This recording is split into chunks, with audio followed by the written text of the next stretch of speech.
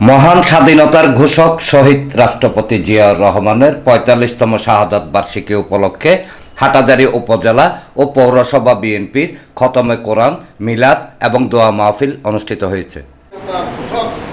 শনিবার বাদে আসর ভূমি ও পার্বত্য চট্টগ্রাম বিষয়ক প্রতিমন্ত্রী মীর মোহাম্মদ হেলাল উদ্দিনের দিক নির্দেশনায় হাটহাজারী অদদিয়া মাদ্রাসা জামে মসজিদে আয়োজিত মাহফিলে হাটহাজারী উপজেলা ও পৌরসভা বিএনপি এবং সহযোগী সংগঠনের বিপুল সংখ্যক নেতাকর্মী উপস্থিত ছিলেন। শহীদ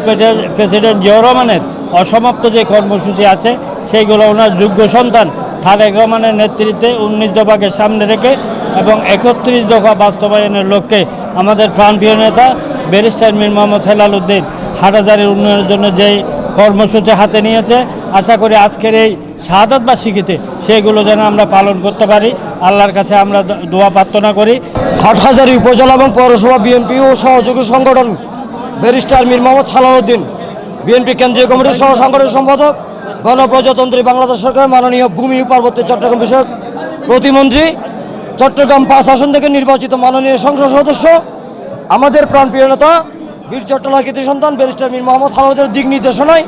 শহীদ রাষ্ট্রপতি জিয়াউর রহমানের শাহাদাত বার্ষিকী উপলক্ষে হাটহাজারী উপজেলা এবং পৌরসভা বিএনপি ও অঙ্গ সংগঠন আজ দোয়া মাহফিল আয়োজন করেছেন। আজকে দোয়া মাহফিলের মধ্যে আমাদের একটাই যে আমাদের এই মাস ১৫ দিন ব্যাপী যে কর্মসূচি আমরা সেটা বাস্তবায়ন করা, তাছাড়া এই আদর্শকে ধারণ করে আমাদের আগামীতে জননেতা ব্যারিস্টার মীর হেলালের মিশন এবং বিশ্ব বাস্তবায়নে